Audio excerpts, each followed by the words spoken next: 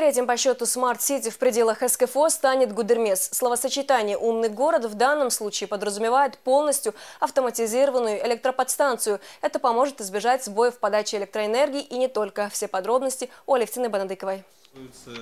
Умный город с повышенным комфортом для проживания. Этот проект еще только на бумаге, но уже сейчас несколько компаний готовы вкладывать в него средства. Благодаря этому проекту теплоэлектростанции будут работать эффективно и, главное, без перебоев.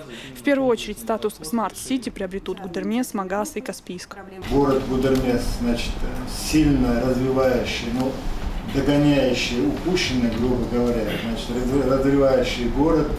Мощностей у нас там не хватает, сети очень ветхие, где-то 80% износ сетей, значит, в хаотическом порядке подключаются те объекты частного сектора, коммерческого сектора к сетям, и сети, можно сказать, грубо говоря, разваливаются. Финансировать проект «Умный город» будут ресурсно-снабжающие организации, такие как МРСК Северного Кавказа, Россети, Нурэнерго. Уже сейчас создаются рабочие группы, формируются соглашения о сотрудничестве. В этом проекте будут участвовать как Министерство промышленной энергетики, а также и другие министерства, связанные с жилищно-коммунальными сетями. Мы думаем, что участие республики в этом проекте даст очень много положительного в том плане, что жители Гудермеса получат качественную электроэнергию, качественные, значит, параметры газа, водоснабжения, теплоснабжения. Умное освещение, альтернативная генерация, автоматизированная система безопасности. Самые современные разработки в рамках проекта «Умный город» будут внедрены в систему электростанций. Важная деталь – локальная сеть энергоснабжения. Она позволит объединить всех потребителей, а значит и упростит схему подачи самого электричества в дома.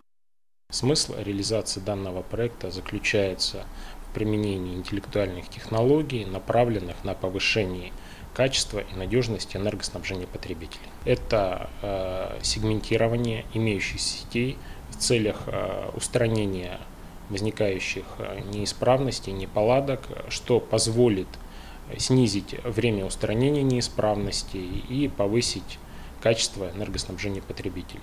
Второе направление, которое также можно рассмотреть, это создание независимых источников энергоснабжения. Третье направление, которое может быть реализовано, это создание ситуационных центров контроля ситуации не только в энергоснабжении, но также в водоснабжении, в газоснабжении потребителей. Ситуационные центры будут обладать всем объемом информации и будут иметь возможность оперативно принимать решения по устранению неисправностей, а также по дальнейшему развитию сетей. На совещании обсуждали не только чеченский умный город, но и в целом проект создания обновленных электростанций на территории СКФО. Дагестанские коллеги подчеркивают, эффективность проекта зависит и от финансирования.